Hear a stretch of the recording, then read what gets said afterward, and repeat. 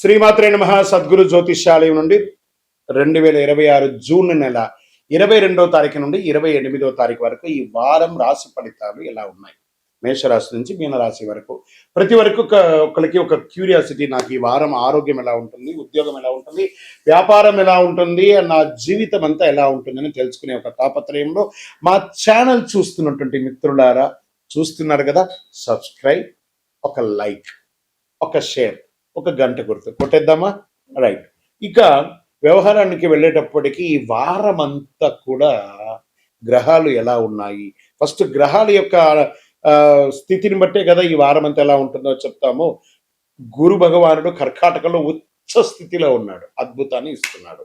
శని మీనరాశిలో వక్రగతిలో ప్రభావం చేస్తున్నాడు. కుజుడు సింహరాశిలో ఉండడం వల్ల ధైర్యం, రాజకీయ నాయకత్వ అంశాలు జరపబడుతున్నాయి. రాహు కుంభంలో, కేతు సింహంలో ప్రభావం చెబుతున్నారు.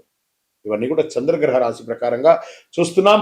జాతకం పడుతున్న వర్షానికి ఒక గొడుగు మాత్రమే, కానీ జాతకం జీవితం కాదు. మీరు మిమ్మల్ని నమ్మండి, మీ యొక్క జీవితాన్ని నమ్మండి, మీ యొక్క ఇష్టదేవాన్ని నమ్మండి. మీనరాశి మిత్రులారా, ఈ వారం మీకు ఎలా ఉందంటే గురు భగవానుడు యోగంగా ఉన్నాడు, జన్మ శని ఉన్నా కూడా. ఇది చూడండి, ఒకే ఏళ్ళాడు శని, అర్ధాష్టమ శని, అష్టమ శని, పాద శని, కంఠ శని, జన్మ శని ఉన్నా కూడా ఒక్కొక్కరికి ఒక్కొక్క రకమైనటువంటి ఫలితాలని ఇస్తూ ఉంటాడు. కుంభరాశికి మిశ్రమమైనటువంటి ఫలితాలు, అదే మీనరాశికి జన్మ శని నడుస్తుంది, యోగంగా ఉంది. ఇదే ఆ దైవం అనుకుంటే వారికి ఎవరెవరికి ఎప్పుడప్పుడు ఏమేమి ఇయ్యాలో అదే స్థానం మీనరాశి వారికి. ఇది ఒక మంచి సమయం. గురు భగవానుడు అద్భుతంగా ఇస్తున్నాడు. ఫస్ట్ ఎలా ఉన్నాడంటే, మీకు ఏదైనా పెండింగ్ కోర్టు వ్యవహారాలు ఉంటాయి చూస్తారా, విజయం పొందే అవకాశాలు ఉన్నాయి. ఇది బాగా అద్భుతం అని కూడా చెప్పచ్చు. ఇంకా ఉద్యోగస్తులకి తీసుకుంటే ప్రమోషన్స్ లేదా కొత్త బాధ్యతల కోసం మీరు అప్లికేషన్స్ పెట్టుకోవచ్చు, లేదా మీకు ప్రమోషన్ ఇవ్వాలని డిస్కషన్ స్టార్ట్ అవుతుంది. ఇంకా సర్వీస్ వ్యాపార ఉద్యోగస్తులు ఉన్న వాళ్ళకి అందరికీ కూడా ఐటీ, విద్య, వైద్య, ప్రభుత్వ రంగాల వారికి అనుకూలం.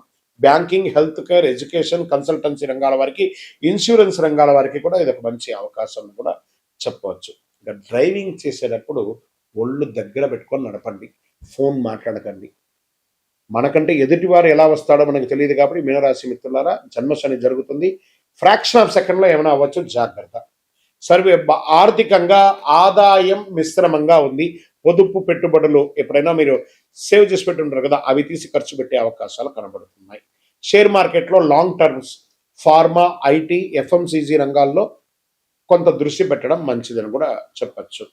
ఇంకా వ్యాపారంలో భాగస్వామ్య వ్యాపారంలో పారదర్శకత అవసరం. ఎడ్యుకేషన్, హెల్త్, కన్సల్టెన్సీ, ఆధ్యాత్మిక సేవల రంగం నుంచి అనుకూలం. పాత కస్టమర్ల నుంచి మళ్ళీ మా అవకాశాలు ఉన్నాయి. రియల్ ఎస్టేట్ మిశ్రమమైనటువంటి ఫలితాలు ఇస్తున్నాయి. డిస్కషన్స్ ఎక్కువ అవుతుంది. రాజకీయ ప్రజాక్షేత్రంలో కొత్త బాధ్యతలు, నూతన పదవులు కూడా వచ్చే అవకాశాలు మీనరాశి వారికి వస్తున్నాయి. శని, జన్మ శని ఉన్నప్పుడు కొన్ని అనుకూలాలు కలుస్తాయి. నటులు, రచయితలు, సంగీత దర్శకులు, యూట్యూబర్స్ మంచి మంచి అవకాశాలు, డైరెక్టర్స్, ప్రొడ్యూసర్స్, వీళ్ళకందరికీ కూడా మంచి అవకాశాలు, సృజనాత్మక పనులు, ప్రశంసలు లభించే అవకాశాలు, అవార్డ్స్ కూడా వచ్చే అవకాశాలు, కొత్త అవకాశాలు ఉన్నాయి. విదేశీ ఉద్యోగం వాళ్ళకి వీసా, ఇమిగ్రేషన్ ప్రక్రియల్లో కాస్త అనుకూలమైనటువంటి అవకాశాలు కనబడుతున్నాయి. విదేశీ కంపెనీల నుంచి మీకు ఆఫర్ లెటర్స్ కూడా వచ్చే అవకాశాలు ఉన్నాయి. కుటుంబ సభ్యుల మధ్య ఆశీర్వాదం పెరుగుతుంది. మంచి కుటుంబ సభ్యులతో ప్రేమ ఉంటుంది. వివాహ ప్రయత్నాలు, శుభవార్తలు వచ్చే అవకాశాలు ఉన్నాయి. పోటీ పరీక్షల్లో ఉన్నటువంటి విద్యార్థులకి విదేశీ విద్య అత్యంత అనుకూలమైనటువంటి సమయం. ఆరోగ్యం సాధారణ ఆరోగ్యంగా ఉంటుంది. నిద్ర, నీటి తీసుకోవడం, ఆహార నియమాలు పాటించడం మంచిది. ఇంకా వ్యవసాయదారులకి చేపల పెంపకం, వరి, పండ్ల తోటలు, రైతులకి అనుకూలంగా ఉంటుంది. ప్రభుత్వ పథకాల ద్వారా సబ్సిడీలు పొందే అవకాశాలు ఉన్నాయి. ఈ వారం మీరు చేయవలసినటువంటి పరిహారం, గురు భగవానుడు, శ్రీ మహావిష్ణువుని, దత్తాత్రేయుని, జగద్గురుని సంప్రదించి వారిని కలిసి నమస్కారం చేయండి. గురువులందరినీ కూడా కలిసి నమస్కారం చేయండి. శనగలతో మాల వేయండి. 3 అనే ఒక సంఖ్య మీకు చాలా కలిసి వస్తుంది. పసుపు లేదా ఆకుపచ్చ రంగు మీకు చాలా కలిసి వస్తుంది. అదృష్ట దిక్కు ఈశాన్య దిక్కు. మంచి నరసింహస్వామి వారి దర్శనాన్ని కూడా చేసుకోండి. శనగలు, పసుపు వస్త్రాలు, విద్యార్థులకు పుస్తకాలు, అన్నదానం ఇలాంటి దానాలు కూడా చేయండి. మీనరాశి మిత్రులారా, 60% మీకు బాగుంది. ఈ వారం అంతా కూడా అద్భుతంగా ఉంటారు. ఇంకనూ అన్ని రాశుల వారు కూడా ఆయుర, ఆరోగ్య, ఐశ్వర్య, భోగభాగ్యాలతో ఉండాలని మనస్ఫూర్తిగా అఖిలాండకోటి బ్రహ్మాండ నాయకుడు అయ్యప్ప స్వామి వారిని ప్రార్థన చేస్తున్నాను. విజయోస్తు. ఇంకను మీ యొక్క వ్యక్తిగత జాతకం తెలుసుకోవడానికి మీ పరిసర ప్రాంతాల్లో ఉన్నటువంటి గురువుల్ని సంప్రదించండి. లేదు గురుగారు మేము మీ దగ్గరనే తెలుసుకోవాలని అనుకుంటున్నాము, అయితే ఏం చేస్తారంటే డిస్ప్లేలో కనబడుతున్నటువంటి నెంబర్కి మీ పేరు, మీ డేట్ ఆఫ్ బర్త్, మీ ప్లేస్ ఆఫ్ బర్త్, మీ టైమ్ ఆఫ్ బర్త్ కంపల్సరీ పెట్టండి, వాట్సాప్ చేయండి. తప్పకుండా మా అడ్మిన్స్ మీకు రిప్లై ఇస్తారు. ఇంకా ఈ జాతకం కాకుండా మాకు ఏమైనా ఇంకా అదృష్టకరమైనటువంటి వస్తువులు ఏమైనా ఇస్తారంటే అతి శక్తివంతమైనటువంటి 48 రోజులు పూజ చేసినటువంటి కరుంగాళి మాల కూడా మన యొక్క ఆర్గనైజేషన్ నుంచి వస్తుంది. మన దేవాలయంలోనే పూజ చేసి అందిస్తున్నాము. కావలసిన వారు సంప్రదించారు. దేవుడు మనకు జీవితంలో పరీక్షలు ఎందుకు పెడుతున్నారని ఒక ప్రశ్న అడుగుతున్నారు. దేవుడు మనకు పరీక్షలు పెట్టడం మనకు ఆయనకేం పని లేదండి. మిమ్మల్ని ఎంచుకొని మీకు పరీక్షలు పెట్టడం అనేది కాదు. మనం ఎంచుకున్నటువంటి దారి, ఆ దారిలో మనం పుట్టినప్పటి నుంచి మరణించేంత వరకు మీ యొక్క రాత ఇది అని చెప్పి రాసి పంపించేస్తాడు. అర్థమైందా? ప్రతి ఒక్కరికి కూడాను ఈ యొక్క తల్లిదండ్రులకి పిల్లవాడు గాను, ఒక భార్యకు ఒక భర్తకు భర్త భార్య గాను, భార్యకు భర్త గాను, పిల్లలు గాను, అత్తమామలు గాను, ఫ్రెండ్స్ గాను, ఉద్యోగం గాను, వృత్తి గాను నిర్ణయించబడింది మరణం వరకు. మరి ఇందులో వచ్చే పరీక్షలు అంటారు చూసారా, భగవంతుడు దీన్ని కొంచెం ఫర్నిష్ గా చెప్పుకుంటే చెరిష్ ద గిఫ్టర్, అబ్యూస్ ద గిఫ్టర్ అని అంటారు అనమాట. భగవంతుడు మనకు ఒక అద్భుతమైనటువంటి గిఫ్ట్ ఈ శరీరాన్ని ఇచ్చాడు. దేహో దేవాలయ భక్తి అని చెప్పేసి ఒక జీవితాన్ని, మానవ జన్మనిచ్చాడు. ఇందులో మనము చక్కగా పరోపకారార్థి ఇదం శరీరం అనుకుంటూ మనం చేయాల్సిన కార్యక్రమాలు చేసుకుంటూ ఇతరులను చేసుకుంటూ పోతే అన్ని రకాలుగా ఉంటుంది. ఎప్పుడైతే మనలో స్వార్థం అది వస్తుందో, ఆశ అవన్నీ పెరుగుతుందో, అప్పుడు దారి తప్పుతూ ఉంటాం. ఆ దారి తప్పినప్పుడు అవసరాలు పెరుగుతాయి. ఆ అవసరాలకు తగ్గట్టుగా అవకాశాలు ఉండదు. దానికి అప్పులు చేయడము, లేకపోతే ఇతరులను ఏమార్చడము, సమాజంలో ఇబ్బంది పెట్టడము.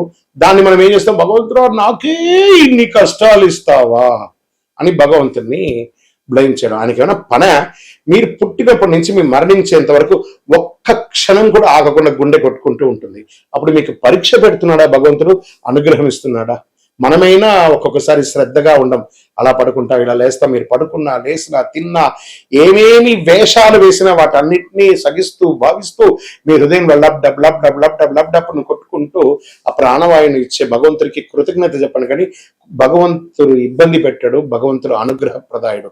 మీ ఆశలు, మీ అలవాట్లను అదుపులో పెట్టుకుంటే జీవితం అంతా సుఖ సంతోషాలతో ఉంటారు. విజయోస్తు.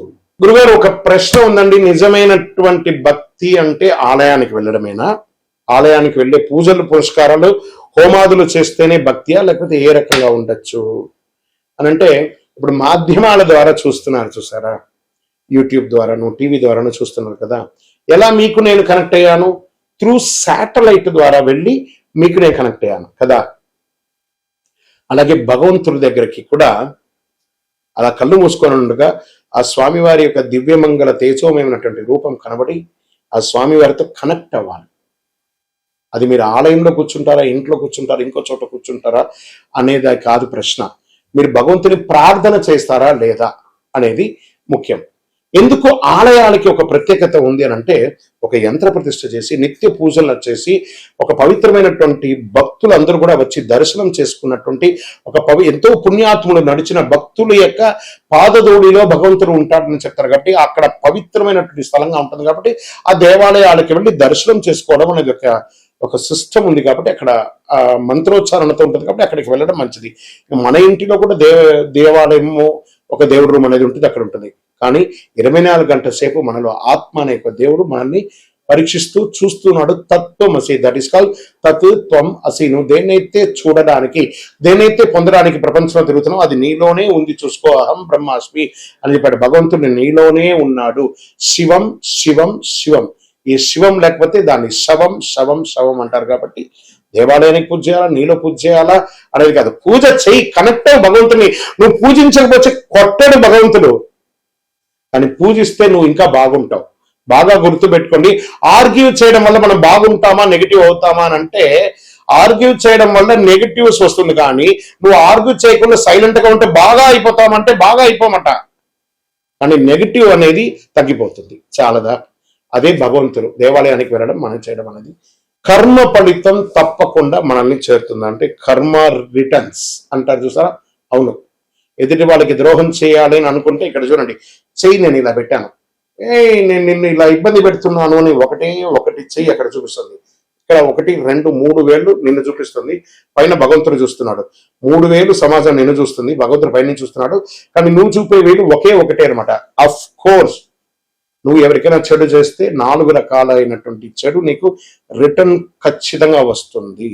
నువ్వు మంచి చెయ్యకపోయినా పర్లేదు, కానీ చెడు చేయకుండా ఉండు. అదే ఇతరులకు చేసే సమాజంలో ఒక మంచి విశేషం. అందుకే కర్మ రిటర్న్స్, విజయోస్తు.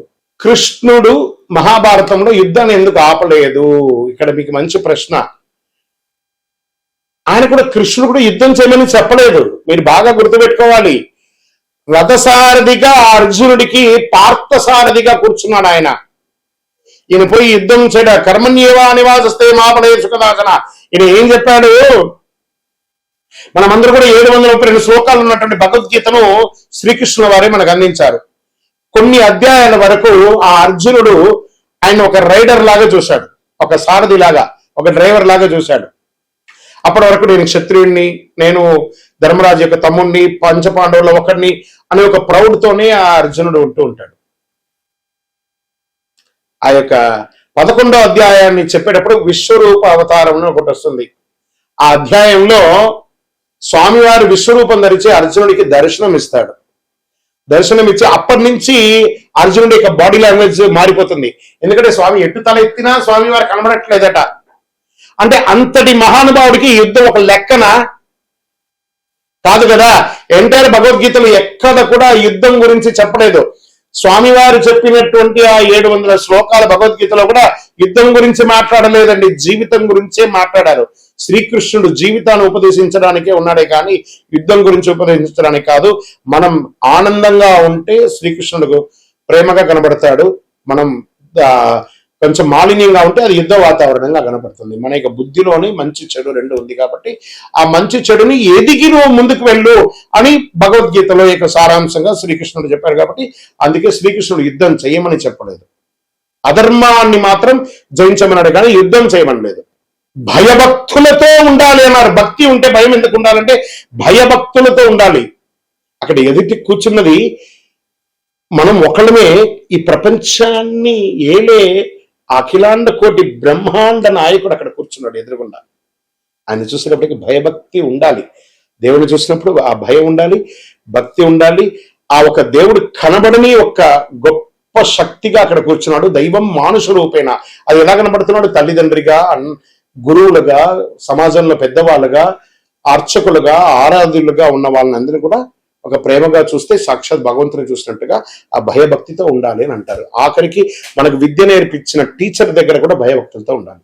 అదే దేవుడికి ఇచ్చే మన మర్యాద, విజయోస్తు. మనిషి యొక్క గొప్పతనం ధనంలో ఉంటుందా, ధర్మంలో ఉంటుందా అంటే పరోపకారార్థే ఇదం శరీరం. ఇతరులు బాగుండాలని ఎవరైతే కోరుకుంటారో వాళ్ళే దేవుళ్ళు. మంచి గుణం వాళ్ళ దగ్గరే ఉంటుంది. డబ్బులు సంపాదించాలి, డబ్బులు అవసరం ఉంది. ఆ డబ్బులు క్షేత్రస్థాయిని పెంచే విధంగా ఉండాలి కానీ క్షేత్రాన్ని నాశనం చేసే వాళ్ళ దగ్గర ఉండకూడదని చెప్తారు. కాబట్టి మంచితనంతో ఉన్న వాళ్ళు అందరూ క్షేమంగా ఉండాలి మనస్ఫూర్తిగా కోరుకుంటారు. విజయోస్తు.